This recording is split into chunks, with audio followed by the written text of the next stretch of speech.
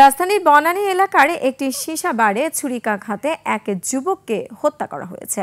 বৃহস্পতিবার ভোরে ৩৬০ ডিগ্রি নামের ওই সীসা বাড়ির সিঁড়িতে এ ঘটনা ঘটে। বনানী থানার ওসি রাসেল সারোয়ার জানান, ঘটনাস্থলের সিসিটিভি ক্যামেরার ফুটেজ খতিয়ে দেখে জড়িতদের গ্রেফতারের চেষ্টা চলছে। বিস্তারিত সিরাত আল মুস্তাকিমের রিপোর্টে।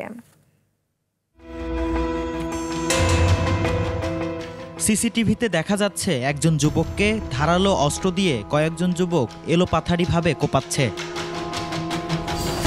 বৃহস্পতিবার ভোর 5:30টায় বনানীর ৩৬০ ডিগ্রি নামের একটি সীসা বার থেকে নামার সময় ভবনের সিঁড়িতে রাহাত হোসেন রাব্বিকে ছুরিকাঘাত করা হয়।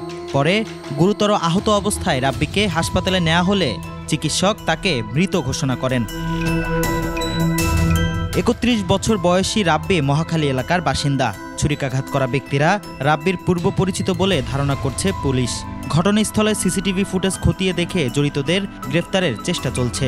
সিসি ক্যামেরা ফুটেজ দেখে আমরা তদন্ত ব্যক্তি আইডেন্টিফাই করেছি। এখন আমাদের গ্রেফতারের অভিযান অব্যাহত আছে। রাব্বির সাথে যে বন্ধু খোকন ছিল, খোকনের সাথে তার 1 বছরের পরিচয়। শনাক্তকারী যে আসামি, ওই ব্যক্তির সাথে এর আসা যাওয়া আছে, দেখা সাক্ষাৎ আছে, কথা চলে, সে তার দুজনা পরিচিত। পুলিশ বলছে রাব্বি সহ অভিযুক্তরা প্রায় ওই সীসাবারে যেতেন। স্টেপ করছে একজন, আমরা সিসি ক্যামেরা দেখছি, তার সাথে 4-5 জন আরো ছিল। সিরাত আল মুস্তাকিম, 21 টেলিভিশন, ঢাকা।